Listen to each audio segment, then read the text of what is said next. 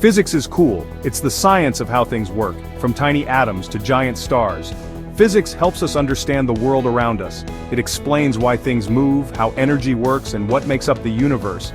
Have you ever wondered how a roller coaster stays on the track? Physics. Or how your phone sends messages? Physics again.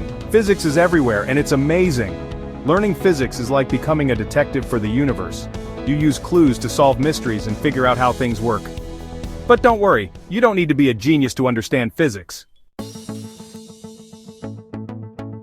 The key to mastering physics is learning how to solve problems. Don't be scared by the equations or big words. It's like putting together a puzzle. We break it down into simple steps.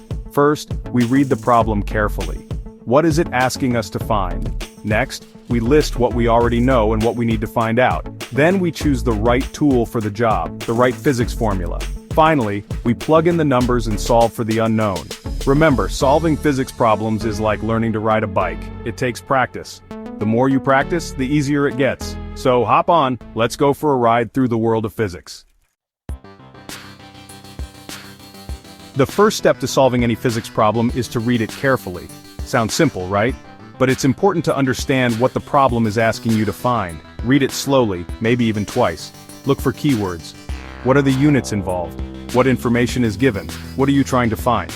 Sometimes drawing a diagram can help you visualize the problem. For example, if the problem says, a car accelerates from rest to 10 meters per second in 5 seconds. What is the car's acceleration? We know we need to find the acceleration. We are given the initial velocity, rest, which means 0 meters per second, the final velocity, 10 meters per second, and the time, 5 seconds. Once you understand the problem, list out everything the problem gives you. These are your knowns. Write them down clearly, including their units.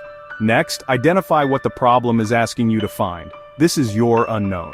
Sometimes there might be more than one unknown. For example, in our car problem, our knowns are initial velocity, 0 meters per second, final velocity, 10 meters per second, and time, 5 seconds. Our unknown is acceleration. By clearly listing our knowns and unknowns, we make the problem less scary and easier to manage. Section 5, Step 3, Find the right formula.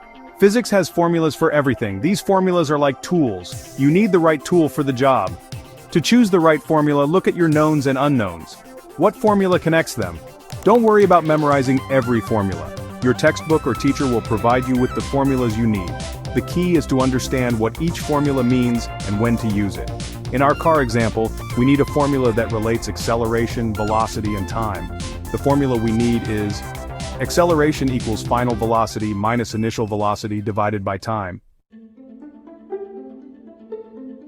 Section 6, Step 4, Solve for the unknown. Now comes the fun part, solving the problem. Plug in your known values into the formula. Make sure your units are consistent. Use your calculator to solve the equation. Don't forget to double-check your calculations. In our example, we plug in the values acceleration equals 10 meters per second minus 0 meters per second divided by 5 seconds.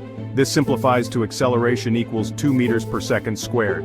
We found our answer. The car's acceleration is 2 meters per second squared.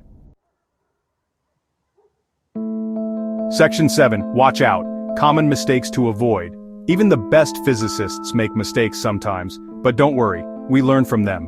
One common mistake is not reading the problem carefully and misunderstanding what it's asking. Another is using the wrong formula or plugging in the wrong values. Always double-check your work. Does your answer make sense? Are the units correct? Remember, practice makes perfect. The more you practice solving physics problems, the better you'll get at avoiding these common pitfalls. Section 8, Practice makes perfect.